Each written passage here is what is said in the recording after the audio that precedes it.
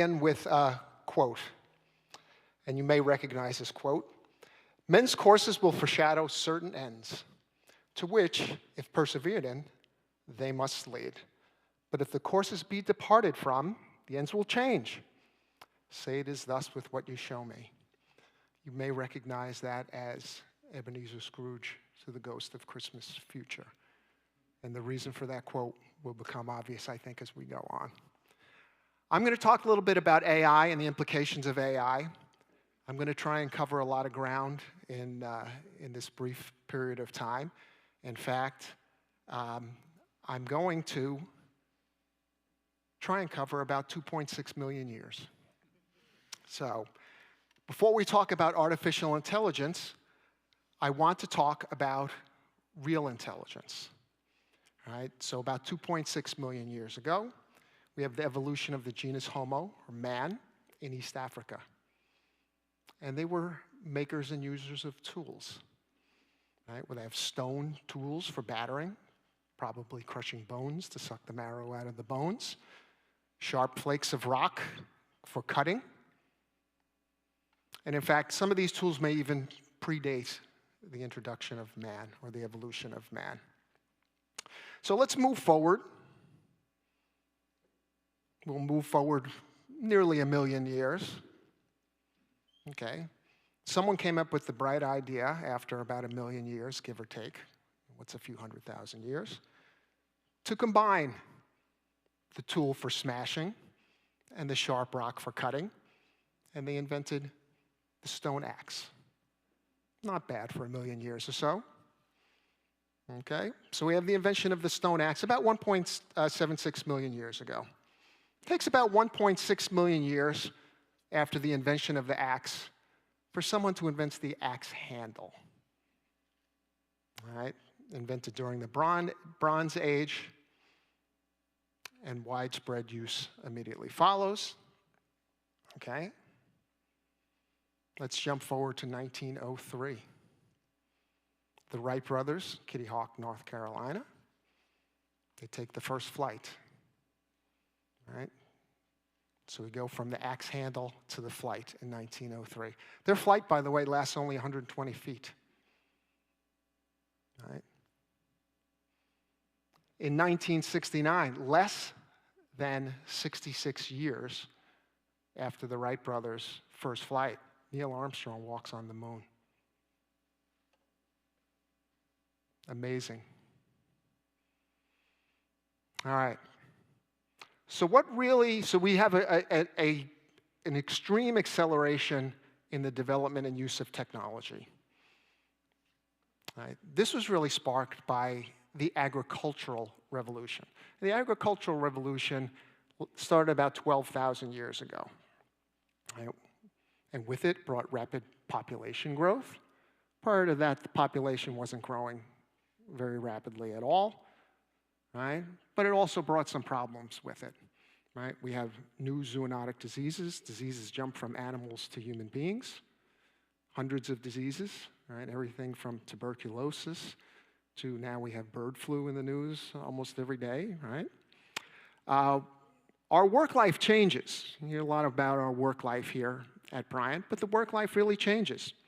We have more specialized work, right, that our bodies are not well suited for, so it comes with injuries, right? We have we actually work more, right? So there are some benefits, but we actually work more. And I'll give you a little hint. Of course, we do want to tell our students, and we do tell our students to work hard, and there are benefits to working hard, but working more and more is generally not associated with happiness, all right? And of course, we have less healthy diets, food insecurity. If you're a farmer and you're growing wheat or rice, you probably have rice for breakfast. You have rice for lunch. Maybe you have rice for dinner, but only if you're lucky, because if the crop fails, you have nothing, right? You have starvation. We also have the development of social classes, and along with that comes things like strict gender roles, misogyny, slavery. So from an evolutionary perspective, it's a huge success. it's not clear that people are actually happier. And in fact, until about the year 1800, right, most of the world, about 90% of the Earth's population, are peasants, working long hours and leading rather dismal lives. But we're an evolutionary success. Who else are the evolutionary successes? Well, farm animals, right? Chickens, pigs, cattle, evolutionary successes. But they lead miserable lives. But from an evolutionary perspective, they're a success. In fact, the biggest evolutionary success is probably wheat. So the last 500 years have witnessed really a phenomenal growth in human dominance and productivity. Population growth is now over 7 billion, grown from only about 500 million at the time. The value of goods and services produced by human beings has grown something like 240-fold from the time, all driven by advancements in technology. And by the way, the previous 500 years had seen nothing like that. So what's the result of this tremendous expansion in productivity? Are we happier being further removed from the environment in which we evolved? Right? Our brain is really the same, largely the same brain that human beings had hundreds of thousands of years ago. Right? We know that our brain tells us we're happier when we're more connected to nature. We live in a more natural environment. I can tell you that there's a lot of talk. Elon Musk may want us to go to Mars. I'm here to tell you that you're not going to be happy on Mars, unfortunately. I'm sorry to say. The problem is that we get further and further removed from the environment from which we evolved. All right, let's jump ahead. I'm going to jump ahead to just before the Depression. New York in 1929. Okay? Every generation has its new technology and excitement about new technology. People are very excited about AI. Maybe, some of the younger people may be too young to remember all the excitement about the internet and so forth. But 1929 was no different, and every generation is no different. Right here in the New York Convention Center, people were very, very excited about new technology. And the new technology at that time included things like coin changers, envelope openers and sealers, typewriters, and these were tremendous productivity tools at the time. In fact, John Maynard Keynes, the famous British economist, thought that they would be so impactful. He published an article early in 1930 where he predicted we would have a 15-hour work week in the future. Unfortunately, the Great Depression came shortly after, and many had an involuntary work week of 0. And in fact, machines were blamed for much of the unemployment of the Great Depression. In fact, the Nazi Party came to power in Germany in 1933, really as a populist party, and they made it illegal to replace a man with a machine. All right, let's go past World War II. We'll go to the 1960s, the era in which I grew up in. And I'm still waiting for my jetpack. I was promised the jetpack. Not going anywhere till I get it. Of course, it was the space age. Right? People were very excited about the space age. And again, it brought great predictions of leisure benefits of technology. And in fact, in 1966, Time magazine had a cover article that predicted by the year 2000, we would all be wealthy. And our biggest problem would be how to use our leisure time more meaningfully. In fact, we can see that Wall-E had some fun with a kind of dystopian view of automation and the fact that we would be sedentary. Well, it didn't happen. We actually work a little bit more these days, unfortunately. Right? In fact, something on the order of 40% of people who have full-time jobs have a second job. Right? And somewhere around at least a quarter of white-collar workers bring home work on the weekend. So I'm sorry, Time magazine, but didn't happen. But the talk is still here. Every generation seems to have its talk, its predictions of great leisure in the future, right? Elon Musk is a believer in that. And he's a supporter, at least was a supporter, of universal basic income. Right? We all recognize Elon Musk as the leader now of Doge, right? But he was not a supporter of Donald Trump in 2020. In fact,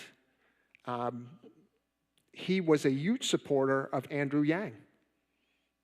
Right? Andrew Yang ran for president in 2020 on the concept of universal basic income. He was going to send $1,000 a month to every adult citizen in the United States, regardless of your income or your employment status. Imagine what that would have done to the debt. All right, so let's talk now about AI. Everybody's talking about AI, right? It's difficult to talk about AI because it's moving so quickly, right? But let's talk about what AI is. AI is a digital agent that can perform tasks that previously had been done by humans. All right? There's a tremendous incentive right now to call anything AI, including things that companies have been doing for, in some cases, decades. I talk to companies all the time, and they're not doing anything different than they did quite a long time ago, except now they call it AI.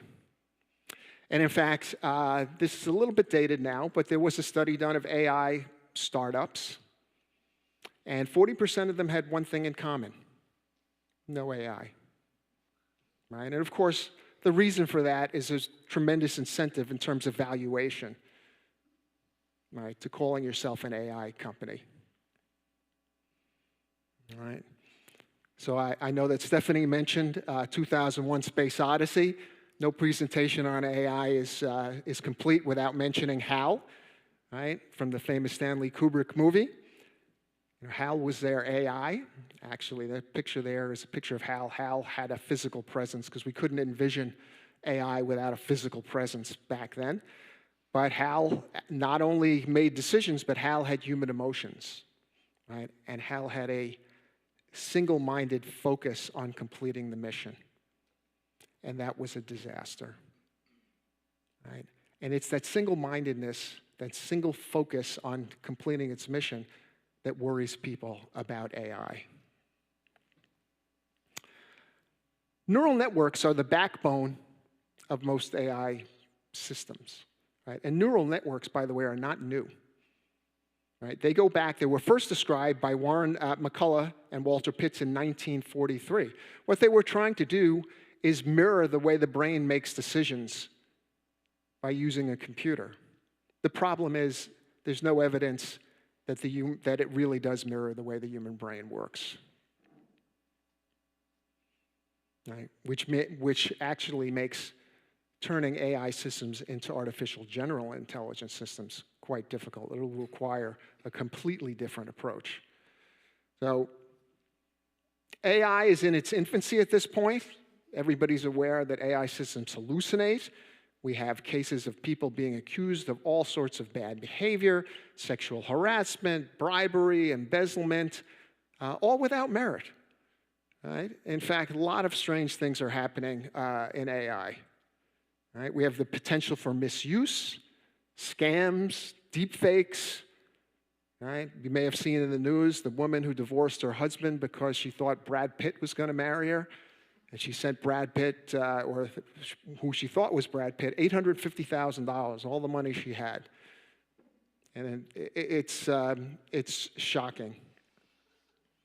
All right? But yet Mark Zuckerberg believes that AI agents will soon outnumber people. All right? Lots and lots of strange examples here.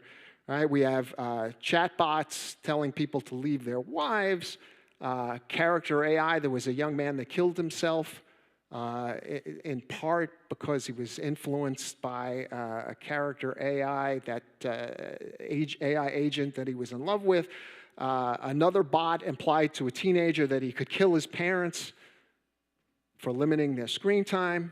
And then, of course, there was an article in the New York Times in January which caught a lot of people's attention about this woman who said she was in love with an AI. And in fact, even claimed to be having sex with her AI. I'm not sure how that works. I hope that doesn't come up in the QA. It's interesting. Actually, an increasing number of young people do believe that an AI partner is some sort of an alternative to a real one. I don't know, a lot for sure, but I can guarantee you that that will not be sufficient for you.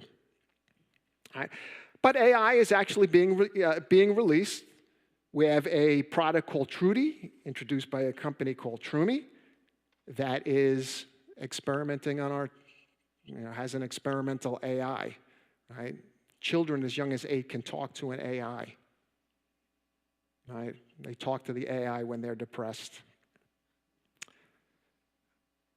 Well, what does this come to? Well, in 2023, over 1,000 technology leaders asked for a pause in AI development.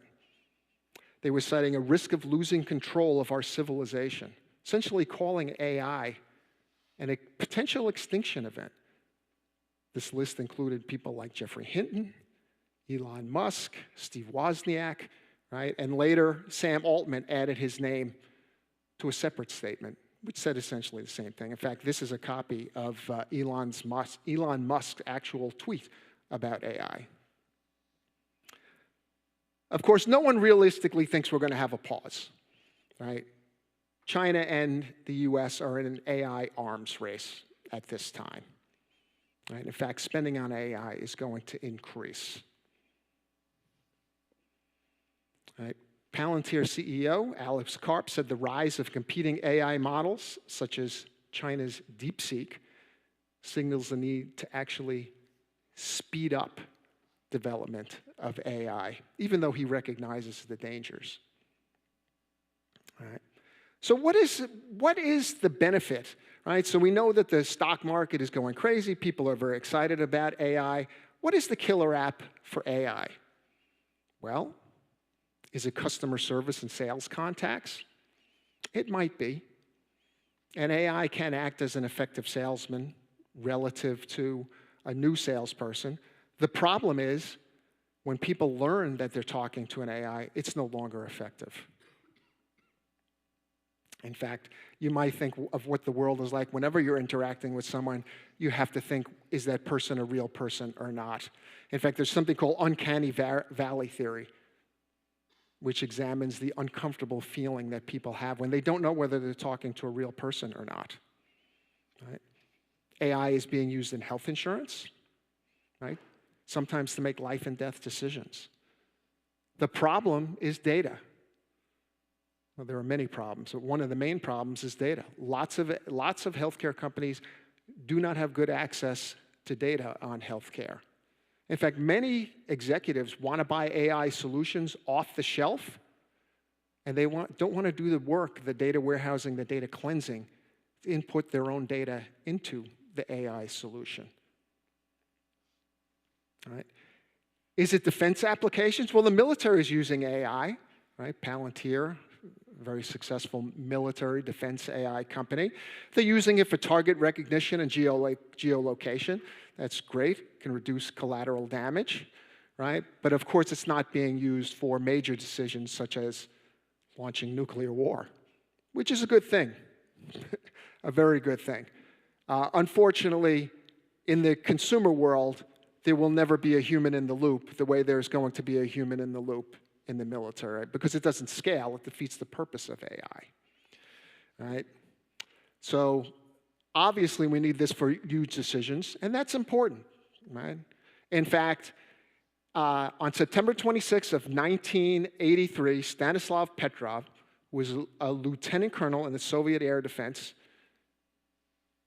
got an early warning system. The United States had launched a nuclear attack on the Soviet Union, and his job was to launch one back, right? It was believable that the United States would launch an attack on the Soviet Union. Actually, earlier that month, the Soviet Union has shot down a commercial airliner traveling from New York to Seoul, killing everyone, of course, on board. right? And in fact, earlier that year, Ronald Reagan had given his famous speech where he labeled the Soviet Union the evil empire, right? But of course, he does not, fortunately. He waits for confirmation, right, and averts nuclear war. It may be that the most beneficial use of AI is the development of other technologies, and that will enable the continued exponential growth in technological advancement. Right? What is that going to do to our mental health? In fact, the internet age, those of us, there's many people in this room, remember the dawn of the internet? It was greeted with tremendous optimism. It was going to empower individuals. It was going to spread democracy. Anybody remember Arab Spring? It has increased productivity, but like many other technologies, it has sown division and created radicalism. Right? We don't have a shared truth anymore. And in fact, our mental health is a real problem. Right? This is right out of Jonathan Haidt's book, The Anxious Generation. Right? Anxiety, depression, suicide, self-harm among young people, all rising. And he traces it back to the introduction of the smartphone. Right? We know that social media is addictive and can be harmful to people, especially young people. Right? And now the smartphone means it never leaves you. It's in your pocket all the time. It's addictive, and it's in your pocket. And in fact, Oxford's word of the year last year, brain rot, right? Watching low-quality content on the internet. It actually can thin your brain's cortex. So what are the consequences of this exponential growth in technology if it's affecting us, affecting our mental health? All right, well, let's go to Los Alamos in the summer of 1950, right? The brightest minds, the brightest physicists in the world are there. We have Enrico Fermi, a Nobel Prize winner, inventor of the nuclear reactor. He's leading a discussion with people who include Edward Teller. You may remember Edward Teller from the movie Oppenheimer. He's the inventor of the hydrogen bomb, right? And he is having this discussion, and he's arguing that there are enough Earth-like planets out there, and they have had, probably would have life with a certain probability, and that life would have been around long enough so that some of them should have at least visited us. The Earth should have been visited, in fact, many times, but it hasn't. Why? Well, it could be that he was wrong, that his probabilities are wrong, right? It's not that they're here, I'm sorry to tell you. They're not walking among us. We don't know why they're here, but there is one possibility, all right? And that is, if a civilization is that a technology, has that advanced a technology, that the extinction event that we're being warned of may be unavoidable.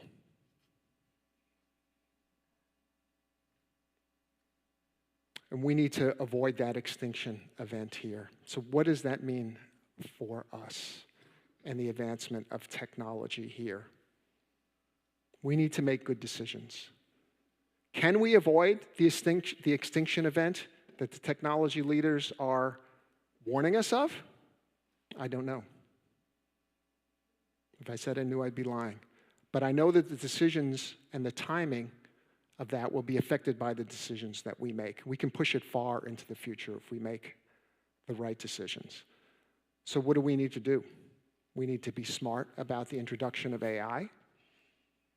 Right? We need to push our leaders to restrict it where it makes sense. And in the meantime, we can also live our lives a little bit more naturally, right? We can try to avoid technology where it's totally unnecessary and try to get back to the environment in which our brain developed and is going to be most happy. All right, thank you.